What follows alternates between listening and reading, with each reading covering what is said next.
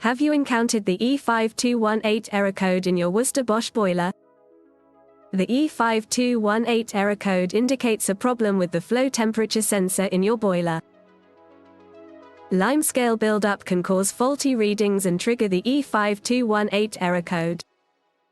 Try resetting your boiler first, following the instructions in the user manual.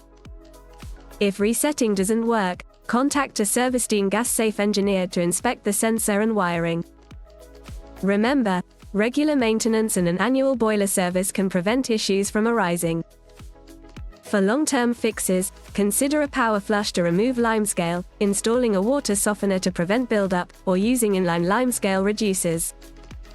By taking proactive steps and considering long-term fixes, you can ensure the longevity of your heating system. However, for any further advice or to book a service team gas-safe engineer, please click on the link below. Thank you for watching.